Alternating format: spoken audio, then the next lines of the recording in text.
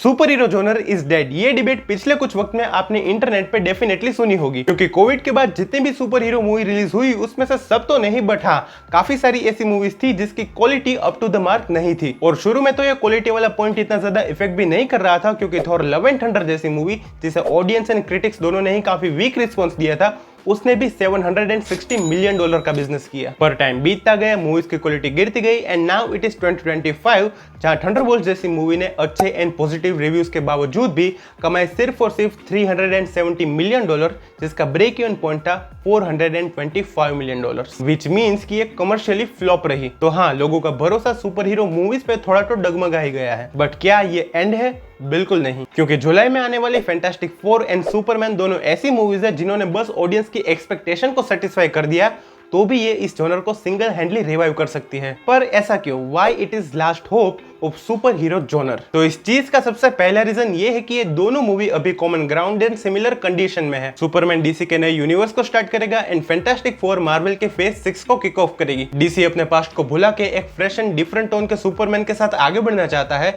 And Marvel भी एक alternate universe के साथ मल्टीवर्स के एक अलग पहलू को दिखाना चाहता है, और दोनों स्टूडियोज एक ग्रैंड कमबैक करना चाहते हैं। पर इसके अलावा इन दोनों मूवीज पे एक बहुत बड़ा बर्डन ये भी है कि इनका ऑडियंस रिस्पॉन्स से डिसाइड करेगा इनके रिस्पेक्टिव यूनिवर्स का फ्यूचर, क्योंकि अगर सुपरमैन मूवी फ्लॉप हुई तो सब जानते हैं कि WB स्टूडियो बिल्कुल भी देरी नहीं लगाएगा जेम्स गन के DCU पे ताला लगाने के लिए, और अगर किस्मत अच्छी रही तो ज्यादा से ज्यादा सुपरगर्ल वुमन ऑफ टुमारो तक ही चांस देंगे। पर उसके बाद भूल ही जाओ कि WB studio swamp thing and booster gold जैसे प्रोजेक्ट की रिलीज तक जेम्स गन को टिकने देगा। And same goes for Marvel cinematic universe, वो अपने मल्टीवर्स के क्लाइमेक्स को बेहतरीन एंड इंपैक्टफुल बनाना चाहते हैं ताकि अंत भला तो सब भला। पर इस बीच भगवान न करे कि फैंटास्टिक फोर पिट गई तो इसके रिपलकशन इफेक्ट एवेंजर डूम्सडे तक जाएंगे, because infinity war and end game की सक्सेस का वन ऑफ द रीजन था इनकी प्रीवियस सक्सेसफुल मूवीज। और अगर फैंटास्टिक फोर नहीं चली तो एवेंजर डूम्सडे को लोग बस कैमियो एंड नॉस्टैल्जिया के लिए ही देखने जाएंगे, ना कि कैरेक्टर एंड उनकी पिछली स्टोरी के कंटिन्यूएशन एंड कंक्लूजन के लिए। एंड मल्टीवर्स सागा का ओवरऑल इंपैक्ट लोग यही लेके जाएंगे कि ये एक ब्लंडर था, और ऐसा भी नहीं है कि इन दोनों मूवीज में पोटेंशियल नहीं है। पिछले कुछ वक्त में सुपर हीरो मूवीज को उनके सेंट्रल कैरेक्टर्स के बदले कुछ न कुछ गिमिक एंड अट्रैक्शन पे ही ऑडियंस को सेल आउट किया जा रहा है, जैसा captain America brave new world को रेड हल्क के नाम पे, द फ्लैश को माइकल किटन के बैटमैन के नाम पे,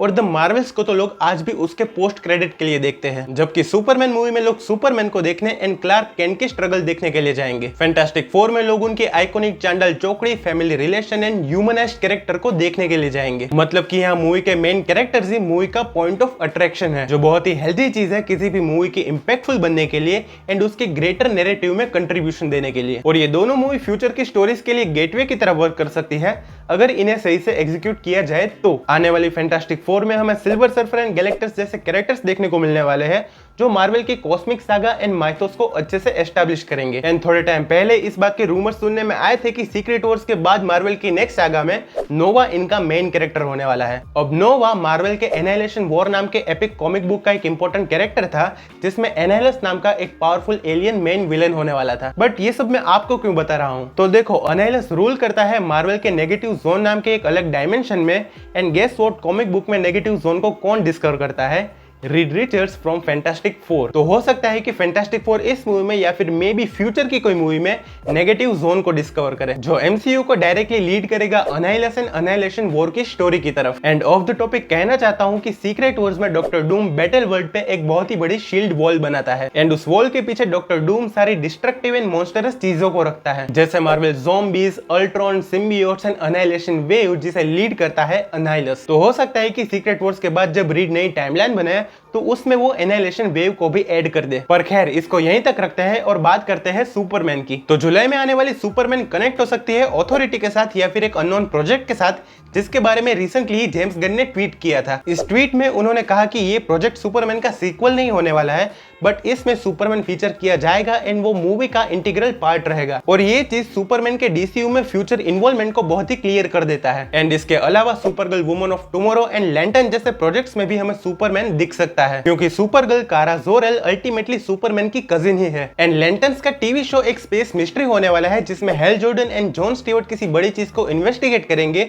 जो DC के फ्यूचर के लिए काफी इंपॉर्टेंट होगा।